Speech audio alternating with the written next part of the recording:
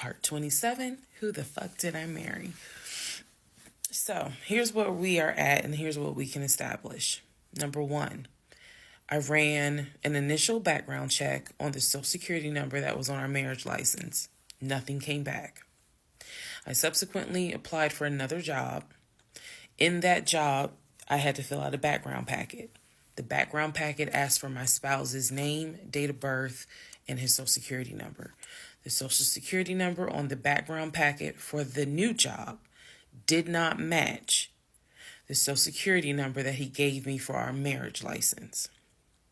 If you are confused, I believe it's in part 25 or part 26 that I explain that. So we can establish that I then ran a background check on the new social security number that was on my background packet. It came back with states that the social security number apparently had lived in. Those states were Georgia, Pennsylvania, Rhode Island. Okay.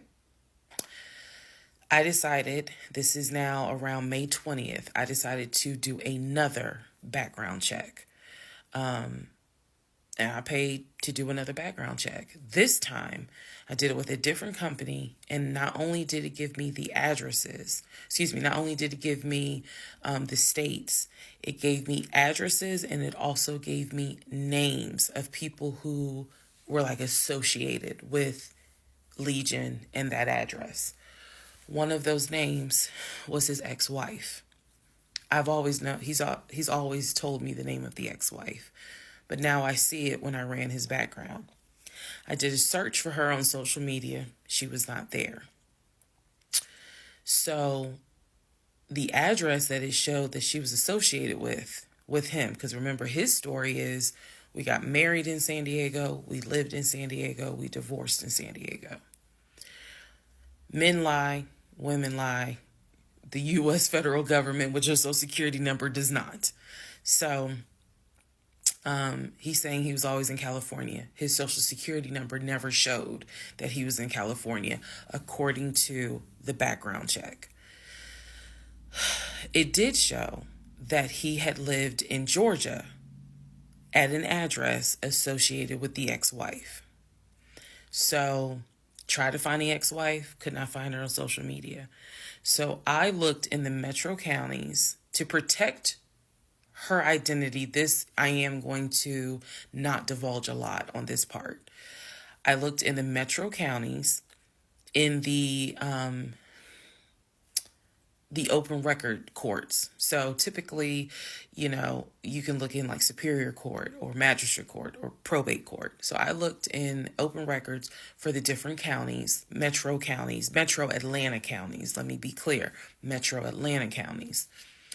And I looked under her name. And I found where they had filed for divorce in a metro Atlanta county. So when he said that he filed for divorce in San Diego and that he was married in San Diego, I was able to find, no, according to the state of Georgia, you were married here. You were divorced here.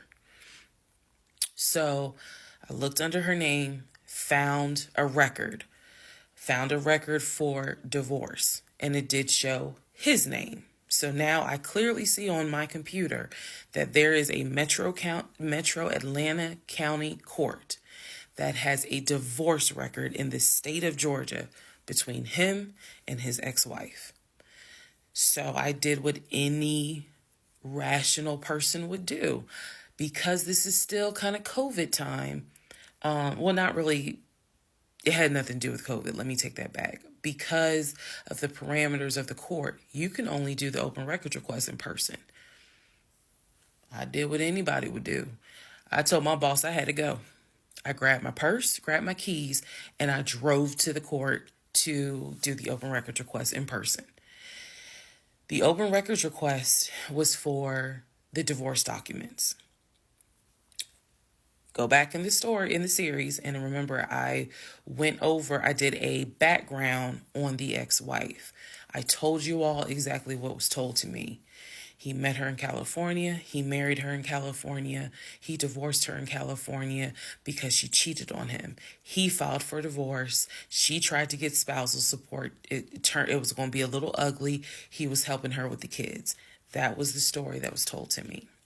So, went to the court, filled out the paperwork, got the open records request for the divorce decree, for the divorce records.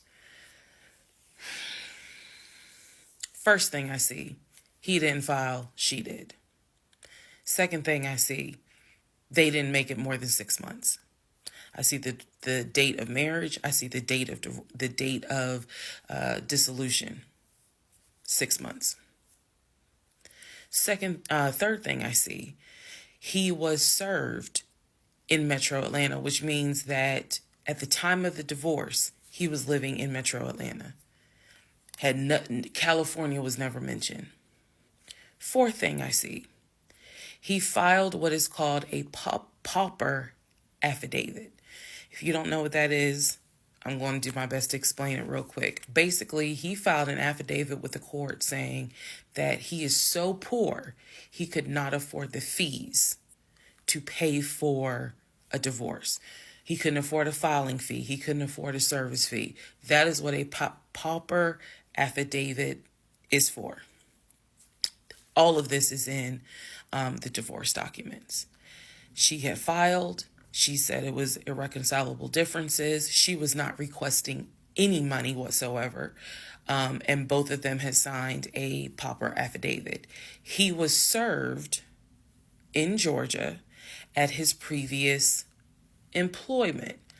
According to the divorce documents, he was served at like a grocery store. That is what was listed as his employer.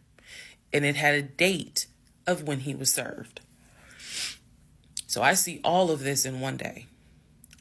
I also see where on the divorce documents, she listed her name, her address, and her phone number. So I did what any rational person would do. I wrote down the phone number. There was a 50-50 chance that the number was already disconnected. She could be like me. I'm one of those people. Honey, you can sneeze at a 27-degree angle. I will change my number so quick, you ain't even know what hit you. You can talk to me at 5 o'clock, and at 5:05, my number has been changed. So she could have been like me, and the number is not even active. Or she could be like some people I know who have kept their number since kindergarten. Either way, I wrote the number down. I left the court, and I immediately went back to work. And the same friend who helped me when I had my miscarriage, I told her, I was like, I got this phone number. This is the ex-wife. She was like, girl, you better call. You better call and find out from her. Because I think she said to me, can't nobody tell you what is going on quite like the ex-wife. So, part 28 is the phone call that I had with the ex-wife.